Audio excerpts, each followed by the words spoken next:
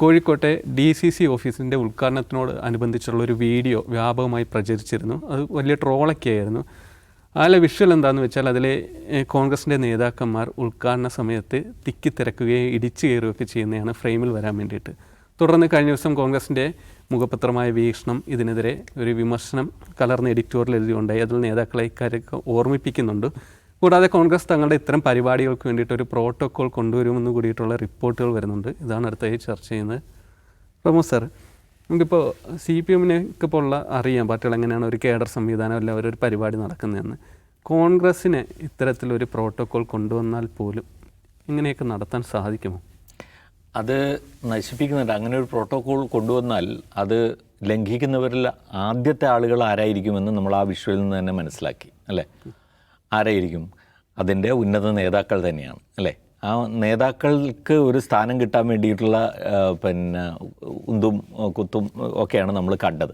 അതുകൊണ്ട് ആ നേതാക്കൾ എത്രത്തോളം അത്തരമൊരു കോഡ് പാലിക്കാൻ തയ്യാറാവുന്നുണ്ടോ അങ്ങനെയെങ്കിൽ മാത്രമേ ആ പാർട്ടിയിൽ എന്തെങ്കിലും നടക്കൂ എന്നുള്ളതാണ്. ഇപ്പോൾ കോഴിക്കോട് DCC ഓഫീസിൻ്റെ പുതിയ മന്ദിരത്തിൻ്റെ ഉദ്ഘാടനം ആണല്ലോ ആ സംഭവം ഉണ്ടായത്.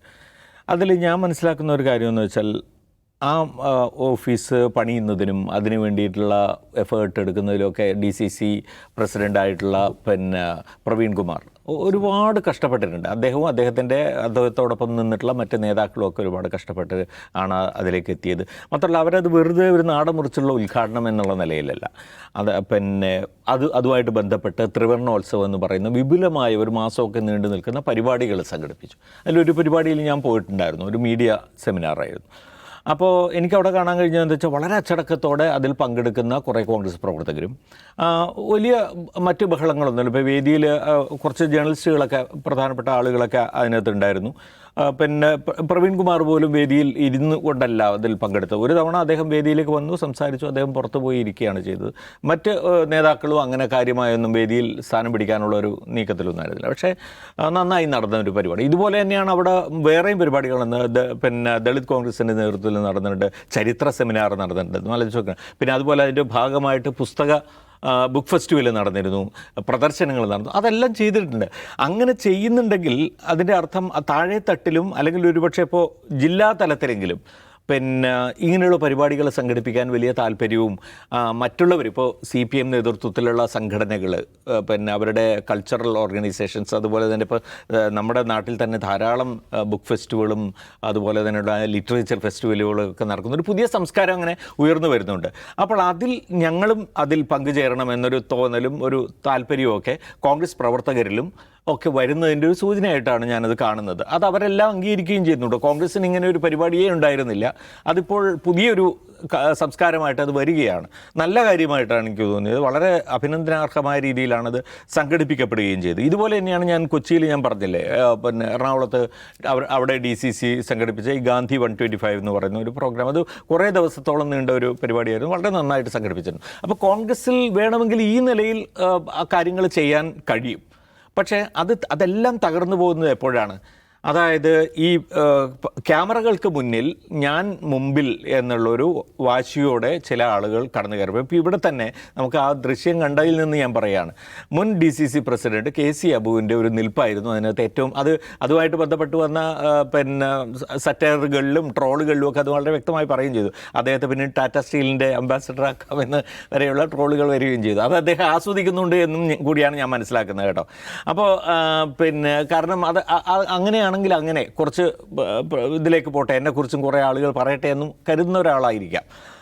അപ്പോൾ അദ്ദേഹം തന്നെ നിന്നിടത്തുനിന്ന് ഒരു അല്പം ഒന്ന് മാറിക്കൊടുത്തിരുന്നെങ്കിൽ ശരിക്കും ഈ 3-4 നേതാക്കളാണല്ലോ. ഇപ്പോൾ KPCC പ്രസിഡന്റ് രമേശ് ചെന്നിത്തല, പ്രതിപക്ഷ നേതാവ് KC വേണുഗോപാൽ കഴിഞ്ഞല്ലോ. പിന്നെ പ്രവീണും കൂടി നിന്ന് കഴിഞ്ഞാൽ അത് കഴിഞ്ഞു. അവിടെ 10-12 പേർക്ക് നിൽക്കാനുള്ള സൗകര്യം ഉണ്ടായിരുന്നതാണ് മനസ്സിലാക്കുന്നത്. അപ്പോൾ അതിന് പോലും തയ്യാറാവാത്ത രീതിയിലുള്ള ഉരുക്ക് പോലെ അവിടെ നിന്ന ഒരു മനുഷ്യൻ, അതുപോലെയുള്ള ആളുകൾ കുറച്ച് പേരുണ്ടായി കഴിഞ്ഞാൽ പിന്നെ ഇതൊക്കെ ഇങ്ങനെ നടക്കുള്ളൂ എന്നുള്ളത് നമ്മൾ കാണണം.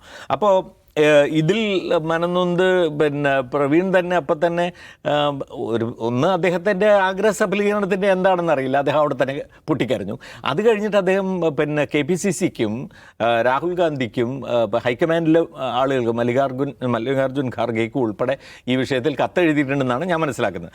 അപ്പോൾ ഇതൊക്കെ പിന്നെ കോൺഗ്രസിൽ മാറി വരേണ്ട ഒരു രീതികളാണ് എന്ന് കണക്കാക്കിക്കൊണ്ടുകൂടിയാണ് അവർ തന്നെ ഇതൊക്കെ ലംഘിക്കുക, ഇടക്കോറമൊക്കെ ലംഘിക്കുക, എന്നിട്ട് അവർ തന്നെ ഇത്തരത്തിലുള്ള ചില ചട്ടങ്ങൾ ഉണ്ടാക്കുകയും ചെയ്യുക. KPCC തന്നെ ഇത്തരം ചട്ടങ്ങൾ ഉണ്ടാക്കുക, ഓരോരുത്തർക്കും സീറ്റും അവിടെ മാത്രമേ ഇരിക്കാൻ പാടുള്ളൂ, വേറെ ഒരാളും കൂടുതൽ നടക്കുന്ന കാര്യം വല്ലതും ആണോ എന്ന് നമുക്ക് അറിയില്ല.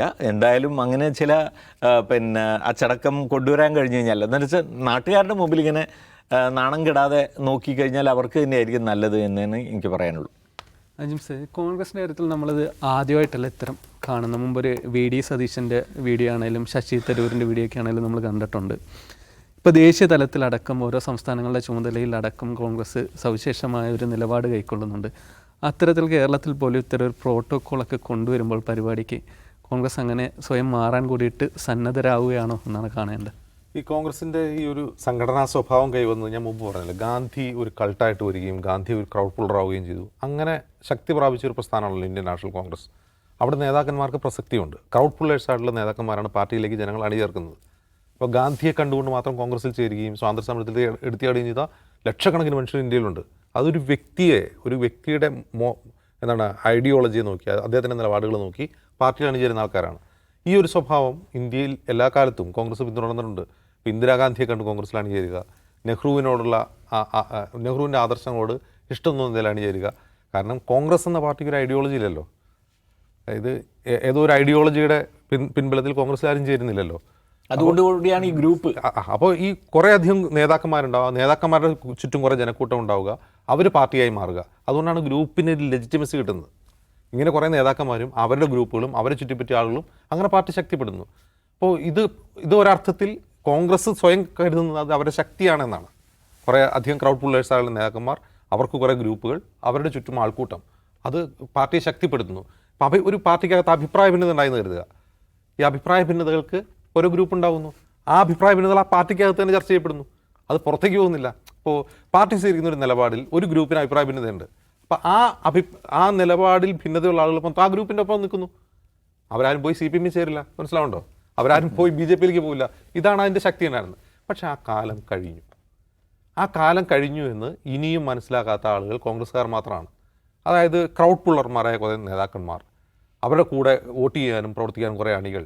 ആ കാലം കഴിഞ്ഞു. അതിൻ്റെ ഏറ്റവും നല്ല ഉദാഹരണം സിഗീഷ് ചുമ്മാ റോഡിലിറങ്ങി നോക്കുക. എന്നിട്ട് പോകുന്ന വണ്ടികളിലും നടന്നു പോകുന്ന ആളുകളിലും ഖദറിട്ട് എത്ര പേരുണ്ടെന്ന് എടുക്കാൻ പറ്റും നമുക്ക്? നിങ്ങളൊരു 15 കൊല്ലം 20 വർഷം നമ്മൾ പുറത്തിറങ്ങിയാൽ 10 പേരെ കണ്ടതിൽ 5 പേര് ഖദറിട്ടുണ്ടാവും. ആ ഖദർ എന്ന് പറയുന്നത് അതവർ ഞാൻ കോൺഗ്രസ്സുകാരനാണെന്ന് സ്വയം പ്രഖ്യാപിക്കുന്നതാണ്. അന്നത്തെ കാലത്ത് CPMകാർ പോലും വെള്ളവസ്ത്രം ധരിക്കില്ല, കാരണം ഖദറാണെന്ന് തെറ്റിദ്ധരിച്ചാലോ എന്ന് വിചാരിച്ച്. ശരിയാണോ? ശരിയാ. വെള്ളവസ്ത്രം ധരിക്കില്ല CPMകാർ, അവർ കളറുള്ള വസ്ത്രം. കാരണം വെച്ചാൽ വെള്ളം ഇട്ട് കഴിഞ്ഞാൽ ഞാൻ കോൺഗ്രസ്സുകാരനാണെന്ന് തെറ്റിദ്ധരിച്ചാലോ എന്ന് വെച്ചാൽ അത് ഇടില്ല. ഇന്ന് നിങ്ങൾ പുറത്തിറങ്ങി നോക്ക്, ഖദറിട്ട ആളുകൾ കാണാനില്ല. അതിൻ്റെ കാരണം എന്താണ്? ഞങ്ങൾ കോൺഗ്രസ്സുകാരനാവാൻ എന്ന് പറയാൻ ആഗ്രഹിക്കുന്നില്ല. ഈ മാറ്റം വരുന്നത് എന്തുകൊണ്ടാണ്? ഈ പറയുന്ന ക്രൗഡ് പുള്ളിങ് രാഷ്ട്രീയം, ഒരു ടവറിങ് ലീഡർ, അയാളുടെ ചുറ്റും ആൾക്കൂട്ടം, അങ്ങനെ പാർട്ടി വളരുക, അങ്ങനെ ഒരു സംഭവം ഇല്ലാതായി. അതിൻ്റെ ഏറ്റവും നല്ല ഉദാഹരണം കോഴിക്കോട് ജില്ല തന്നെയാണ്. കോഴിക്കോട് ജില്ലയിൽ ഒരു കോൺഗ്രസ്സുകാരൻ ഇലക്ഷൻ ജയിച്ചിട്ട് എത്ര നാളായി?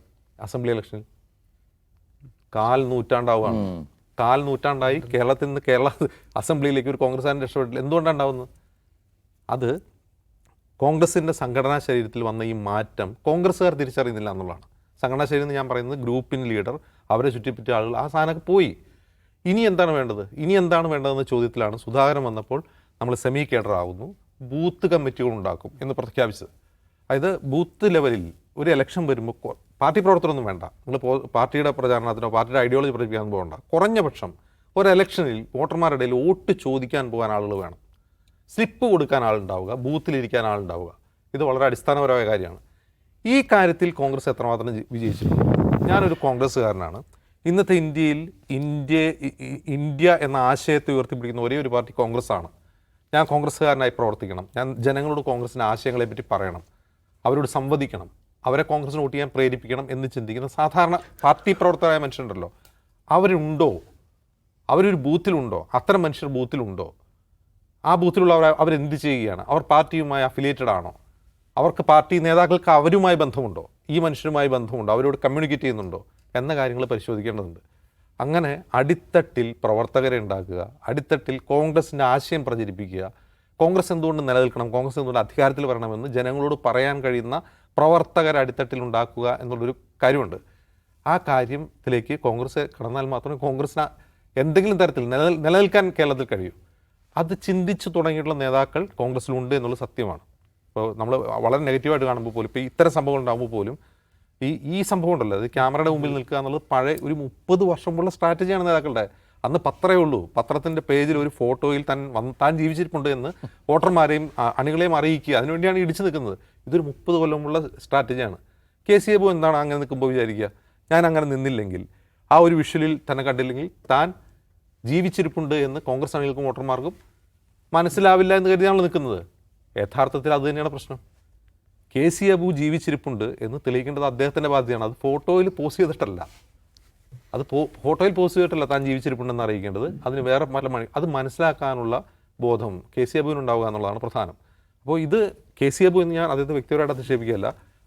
കെ.സി. എബു ഒരു വ്യക്തിയല്ല, അതൊരു വ്യക്തിയല്ല, അതൊരു പ്രശ്നമാണ്. ആ പ്രശ്നം കോൺഗ്രസ് എങ്ങനെ പരിഹരിക്കുമെന്ന് നമുക്ക് നോക്കി കാണാം.